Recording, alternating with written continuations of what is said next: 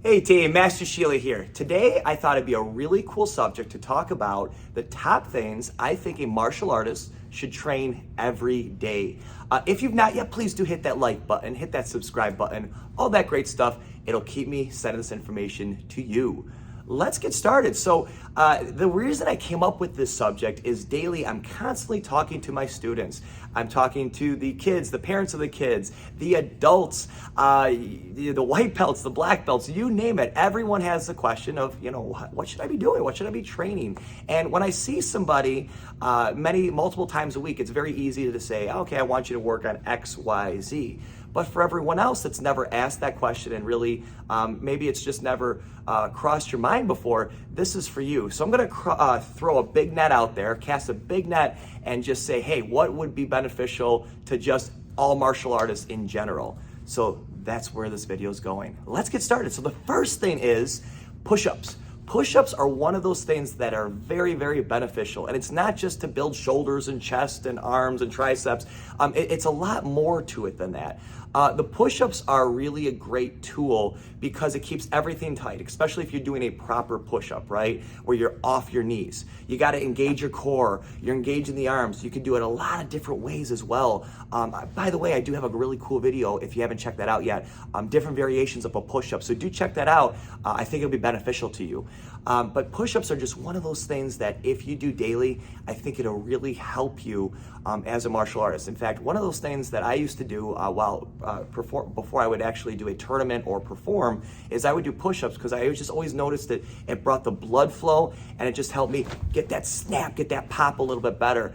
By the way, what do martial artists do? We like to do push-ups on our knuckles, right? Because what does it do? It builds that conditioning as well. So you get that nice strong fist. So push-ups is the first thing on the list. Second thing on the list, when we go to the next part, we kind of working down, it's the core, right? So core work is very, very important as a martial artist. Obviously, it's going to help us with absorbing strikes. It's going to help us just with the conditioning. Now, sit-ups are a great starting method, right? So if I just said push-ups, sit-ups, that's great, but there's very, very many variations of that, okay? If you'd like that, please let me know, and I might make a video on just different variations of different core and ab exercises that we could work on. But the core is really important because if you work that core, that is where everything as a martial artist, we start from the core, right?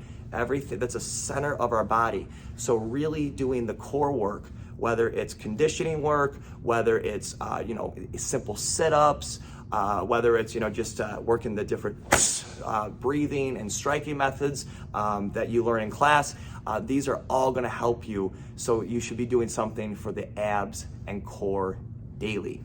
Next one, especially in our art, Taekwondo is a kicking art primarily, right? So with a kicking art, it's important to constantly work on the kicks. So we have the push-ups, we have this. Now working down, the slow kicks are really, really important. What is a slow kick? It's pretty much taking a basic kick and doing it slow. When you do a kick slowly, it builds different muscles than just throwing it fast. It's great because it works on actually elevating the height of a kick. It's going to work on the power of a kick, and it's going to work the accuracy of a kick. Kicking with slow kicks daily should be done. One of my training tools is, and I can feel my body because I've actually been doing this my whole life, side kicks are one of those things that in my practice I like to do. I can't tell you how many times I do those because it centers me. I can just feel, hey, I need to work on some slow kicks, and I could just go to the slow kicks and they're there for me. I was doing that since I was a little kid and I still do it to this day. Slow kicks are key.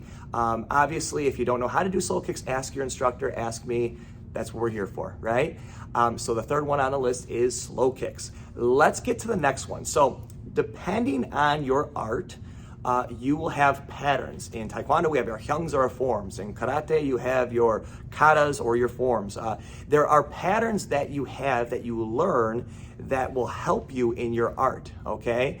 Let's say you're just a boxer. Let's say you don't have a specific pattern. Well, you can work a technique or shadow boxing in the air, right? That counts as a pattern.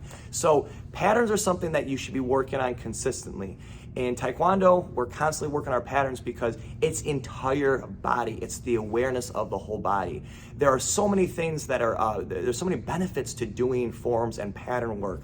You're not hitting a bag, you're not hitting a person, you don't have a partner. This is something that's done individually, but it really just helps everything. Balance, core, everything. So the next one on the list was the patterns. If you're not hitting your patterns daily, make sure you are doing that. Guys, we got the last one, and the last one on the list is almost the most important one, and this isn't just for martial artists, this is for everybody. You should be stretching. If you're not stretching every day, you're going to seize up. You don't have that same range of motion, so flexibility is key. When we're younger, most of us have flexibility, right? I remember when I was a kid, I could just jump and jump into a split easy. It was nothing to me. But as you get older and the muscle starts to develop, you lose that flexibility if you don't constantly work it. It's great to just wake up and do it. Whenever I wake up and I see my dog, what is the first thing I see him do? I see him kind of stretch back, and he does this stretch, right? You can just see that. Animals do it, right? We need to do it as well. Now for martial arts stretching, that's one of those things you have to know a little bit what you're doing. I do have some stretching videos up as well. If you haven't checked those out, make sure you do. But stretching is just one of those things that really is going to help you. I'll be honest, stretching always isn't the most fun thing to work on. Why? Because sometimes it's painful, right? It's hard to hold positions and put yourself almost in that pain, but remember there's good pain and there's bad pain. After you go through the good pain, you're gonna feel better. You're gonna feel like, wow, all right, I feel looser. I feel like I can do more. That's really the key, and that's something that I have, grown up doing, but I've always looked at my mentors and saw how do they stay active? How do they stay in shape? And it's always been stretching and flexibility. That is key. So let's hit everything again, guys. Push-ups, all right? Core work, abs, sit-ups, slow kicks, patterns, and stretching. Those are the 5 things that I think you can do daily as a martial artist that'll really be beneficial to you. Again, if you haven't hit that like button, make sure you do, and I will see you in our next video. Take care.